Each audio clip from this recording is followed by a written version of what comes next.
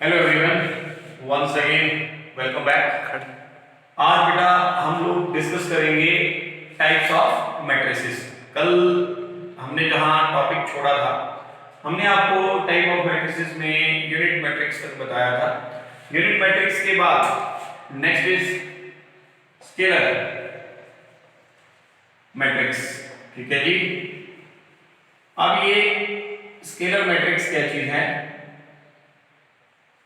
आगे जैसे हमने आपको ये बताया था कि एक यूनिट मैट्रिक्स में हमारे पास स्क्वायर मैट्रिक्स होना बहुत जरूरी है, उसी तरह square matrix is said to be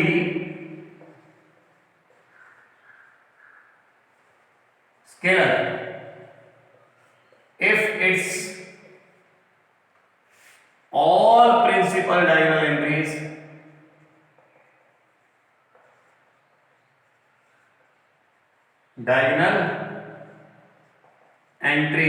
are equal and rest all are zero। हाँ जी, क्या बोला मैंने ये कहा कि अगर मेरे पास कोई स्क्वायर मैट्रिक्स है जिसकी प्रिंसिपल डायगोनल एंट्री सारी की सारी बराबर है, इक्वल है, और नॉन प्रिंसिपल डायगोनल एंट्रीज बाकी जो बच गई, या फिर ये कह सकते हैं कि बाकी की सारी एंट्रीज बच गई, वो जीरो है, तो वो जो मैट्रिक्स होगा वो स्केलर मैट्रिक्स होगा। For example A be N E square matrix of order 3 into 3, मैंने ऑर्डर कहा 3 into 3, तो मान लो 4 0 0 0 4 0 0 0 4। अब यहां ऑर्डर आ गया 3 into 3। Principal diagonal entry sir ने आपको कल भी बताई थी, आज फिर हम आपको रिपीट कर रहे हैं। वो डायगोनल एंट्रीज जिसमें i = j हो, वो प्रिंसिपल डायगोनल होती है। तो यहां पर प्रिंसिपल डायगोनल हुई है। अब यहां पर a11 ये आ गया, a22 ये आ गया, और ये आया a33। अब अगर मैं ध्यान से देखता हूं, a11 = 4, a22 = 4, a33 = 4। यहां पर मैंने ये कहा कि जब सारी की सारी प्रिंसिपल डायगोनल एंट्रीज इक्वल हैं और बाकी सबको मैं देख रहा हूं 0 0 0 0 0 0, तो ये सारी की सारी क्या आई? Equal I. तो this matrix A is known as scalar matrix. ये मैट्रिक्स होगा स्केलर। इसका मैं एक 2 क्रॉस 2 ऑर्डर का एग्जांपल दे रहा हूं, देखिएगा। 2 0 0 2 2 क्रॉस 2। अब यहां फिर से हम देख रहे हैं कि हमारे पास जो प्रिंसिपल डायगोनल एंट्रीज आई वो 2 2 इक्वल है, और नॉन प्रिंसिपल बाकी की जो बच गई वो 0 0 है। तो this matrix is known as scalar. यहां पर आपको एक बहुत इंपॉर्टेंट नोट दे रहे हैं सर, बहुत बार ये कई बार 1 मार्क्स में आता है बेटा। नोट ये है कि a unit matrix is scalar but a scalar is not unit। अब यूनिट क्या कहा सर ने? a unit matrix is scalar but a scalar is not unit।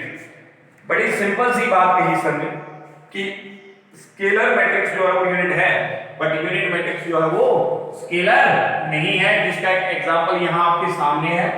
हमने आपसे क्या कहा कि स्केलर कब होता है? जब उसकी प्रिंसिपल डायगोनल की सारी एंट्रीज इक्वल होती है। और यूनिट मैट्रिक्स कब होता है? जब प्रिंसिपल डायगोनल, अब देखिएगा B कोई यूनिट मैट्रिक्स है 3 क्रॉस 3 ऑर्डर का, 0 1 0, क्या होगा? इसमें जो प्रिंसिपल डायगोनल एंट्रीज हैं, प्रिंसिपल डायगोनल एंट्री होगी यूनिट। ये देखो बेटा, ध्यान से देखना, यहां पे प्रिंसिपल डायगोनल एंट्रीज आई, प्रिंसिपल डायगोनल एंट्रीज सर ने शॉर्ट में लिखा है। ये सारी की सारी यूनिट है, मीन यूनिटी है, मीन 1 है, ठीक है। तो ये बन गया आपका एक यूनिट मैट्रिक्स। अब स्केलर की क्या डेफिनेशन बोली सर ने, वो देखिएगा। स्केलर में ये बोला कि प्रिंसिपल डायगोनल एंट्रीज इक्वल होनी चाहिए, तो यहां पे 1 1 1 इक्वल है, तो इसलिए यूनिट मैट्रिक्स जो है वो स्केलर है। पर अगर मैं यही चीज स्केलर में देखता हूं, इस केस में अगर ये 4 4 4 है तो ये यूनिट मैट्रिक्स नहीं है। Is it clear? अब एक नोट और, आप किसी भी स्केलर मैट्रिक्स को उसके प्रोडक्ट के साथ, यूनिट मैट्रिक्स के साथ लिख सकते हैं। फॉर एग्जाम्पल ए है 4 0 0 0 4 0 0 0 4 3 क्रॉस 3, तो इसको हम 4 को स्केलर को कॉमन लेते हैं तो बाहर रह गया 1 0 0 0 1 0 0 0 1। ओके जी, जिसमें ये चीज फिर से क्या बनी, यूनिट मैट्रिक्स ऑफ ऑर्डर 3, तो you can write it as 4i3, जो आपको कल सर ने बताया कि यूनिट मैट्रिक्स को आइडेंटिटी मैट्रिक्स बोला जाता है, आई के साथ इसको डिनोट करते हैं, और जिस ऑर्डर का ये होता है उस ऑर्डर को हम इसके पैरों में लिख देते हैं। तो यहाँ पे ऑर्डर 3 क्रॉस 3 था, तो 3 क्रॉस 3 के लिए सर ने यहाँ i3 मेंशन किया। सो ये तो हो गया स्केलर और यूनिट मैट्रिक्स। नेक्स्ट टाइप पे जिस पे सर आ रहे हैं अभी, वो है ट्रायंगुलर मैट्रिक्स। अब ये ट्रायंगुलर क्या चीज आ गई, तो देखिएगा फिर से बड़ी इंपॉर्टेंट चीज, ये भी जो ट्रायंगुलर मैट्रिक्स होता है, it is again lies in a matrix which is square. जो एक स्क्वायर मैट्रिक्स होगा उसी में ही ट्रायंगुलर मैट्रिक्स होगा। अब ट्रायंगुलर क्या चीज है,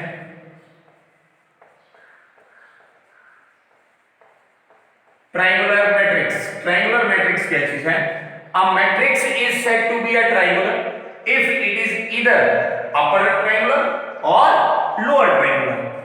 एक मैट्रिक्स को a square matrix is said to be triangular if it is either upper triangular और लोअर ट्रायंगुलर। अब बच्चे जी यहां पे क्वेश्चन अराइज होता है, बड़ी इंपॉर्टेंट सी चीज सर ने दो चीजों पे फोकस किया, अपर ट्रायंगुलर और लोअर ट्रायंगुलर। अब ये अपर ट्रायंगुलर क्या चीज है और लोअर ट्रायंगुलर क्या चीज है, इसको सर आप एक्सप्लेन करेंगे। अपर ट्रायंगुलर,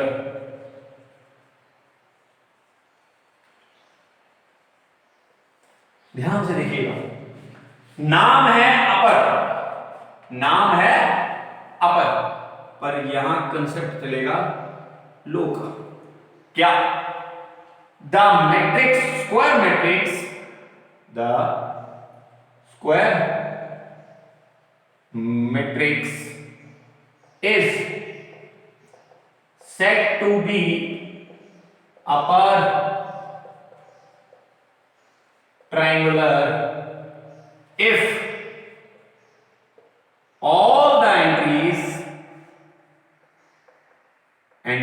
आप देखिएगा जिस चीज पे सर ने फोकस करना है लो वर्ड पे, a square matrix is said to be upper triangular if all the entries below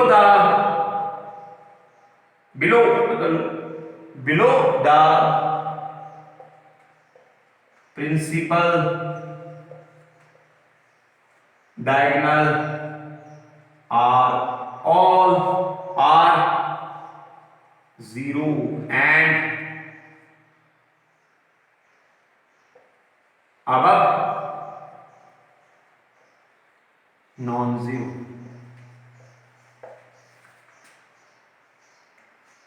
above में एटलीस्ट वन, कम से कम एक तो होनी चाहिए। Is it clear?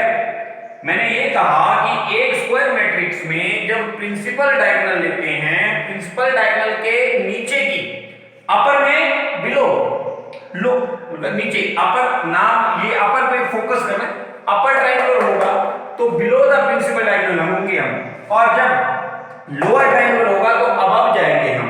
तो फॉर एग्जांपल देखिएगा, for example A is an square matrix, okay, तो स्क्वायर मैट्रिक्स में कोई भी ले लेता हूं, 4 3 1 5 0 2 6 0 0 4, ये 3 क्रॉस 3 का मैंने कोई मैट्रिक्स लिया। अब यहां देखिएगा ध्यान से, मेरे पास ये जो चीज आई, ये देखिएगा बच्चे, ये प्रिंसिपल डायगोनल एंट्रीज के नीचे आई पहली तो बात, ये है प्रिंसिपल डायगोनल। अगर मैं प्रिंसिपल डायगोनल के नीचे देख रहा हूं तो प्रिंसिपल डायगोनल के बिलो ये एक ट्रायंगुलर शेप बन रही है, और सर ने कहा कि एक स्क्वायर मैट्रिक्स होना चाहिए जिसमें प्रिंसिपल डायगोनल के नीचे की सारी entries, all the entries, again I am focusing on this word, below the principal diagonal are 0 and above at least, जो ऊपर होगी कम से कम एक। हम यहाँ पे 0 ले सकते थे, कोई दिक्कत नहीं थी, अगर मैं यहाँ 0 ले लेता तब भी चलता, मैं यहाँ 0 ले लेता तब भी चलता, पर ये कम से कम एक, तो पर मैंने आपको समझाने के लिए इसको बता दिया था 1, इसको 3 ले लिया, तो कोई दिक्कत नहीं है। अब इसके प्रिंसिपल डायगोनल के नीचे हम देखेंगे एक ट्रायंगल ऊपर बन रही है, एक नीचे, इस ट्रायंगुलर शेप की वजह से इसको हमने ट्रायंगुलर नाम दे दिया है। बाकी कंसेप्ट ये है कि अपर ट्रायंगुलर के केस में बिलो और लोअर ट्रायंगुलर के केस में अबव जाएंगे। अब हमारे हैं lower triangular, so I am moving for lower triangular matrix. Lower, अब लोअर के केस में होगा अबव, फिर से मैंने फोकस करा उस वर्ड पे, ऑल एंट्रीज बिलो की जगह हम लिख लेंगे above the principal diagonal are 0 and rest are non 0। ये जो एग्जांपल था, ये था मेरे पास अपर ट्रायंगुलर का, मैं लोअर ट्रायंगुलर का एग्जांपल यहां ले रहा हूं, lower triangular, okay. Lower triangular के केस में क्या है, फिर से देखिएगा ध्यान से, मैंने कहा सिंपल सी बात, B कोई स्क्वायर मैट्रिक्स है ऑर्डर 3 क्रॉस 3 का, इसमें प्रिंसिपल डायगोनल ले ली मैंने 1 0 0 2, ये आ गया मेरे पास, मान लो ये 3, ये 0, ये हम लोग फिर से नेक्स्ट देखना ध्यान से, यहां पे कुछ भी ले सकते हैं, नॉन जीरो 1 4, और ये इसमें अगर मैं प्रिंसिपल डायगोनल में भी 0 रख सकता हूं, इसकी कोई दिक्कत नहीं है, बट चलो नॉन जीरो रखना है, मैंने 8 रख दिया। यहां पर मेरे पास एक एग्जांपल सेटअप हो गया फिर 3 क्रॉस 3 ऑर्डर का। अब ये किस्सा है लोअर ट्रायंगुलर का, पर जब मैं देखता हूं ध्यान से नीचे, तो यहां देखिएगा एक ट्रायंगुलर शेप बन रही है, जो कि प्रिंसिपल डायगोनल मेरी ये है, प्रिंसिपल डायगोनल की सारी एंट्री 0 नहीं होनी चाहिए, एटलीस्ट एक या दो एंट्रीज, एक एंट्री हमारी नॉन जीरो होनी ही चाहिए। तो ये आपके पास क्या बन गया बच्चे, ये बना लोअर ट्रायंगुलर। अगेन अब चाहे लोअर ट्रायंगुलर हो चाहे अपर ट्रायंगुलर हो, उसको बोला जाता है triangular matrix. Next I am coming to its type, that is trace or search।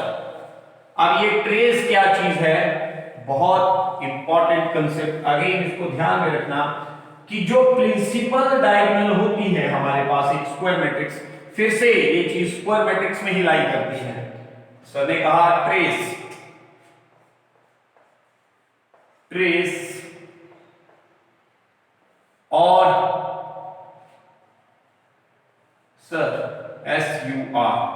अब ये क्या चीज है, जब भी मेरे पास कोई स्क्वायर मैट्रिक्स आता है, मान लो A कोई स्क्वायर मैट्रिक्स है जिसकी एंट्रीज आ गई मेरे पास 4 3 0 2 1 0 8 4 3, तो ये पहली तो बात, इसका ऑर्डर 3 रो 3 कॉलम, तो 3/3 स्क्वायर बन गया, बिल्कुल जी। अब इसकी मैं प्रिंसिपल डायगोनल की बात करूं तो प्रिंसिपल डायगोनल आगे बचे जी ये, ओके। अब प्रिंसिपल डायगोनल के जो भी एलिमेंट हैं इनको अगर हम प्लस कर देते हैं, सभी को इनकी समीशन ले लेते हैं, तो trace of A is equal to हो जाएगी 4 + 1 + 3, that is 4 + 1 5 + 3 = 8. So this is known as trace or sur. So here I compile with the types of matrices. In next lectures next lecture we will discuss about the comparison and algebra of matrices and some question of the exercise. So thanks.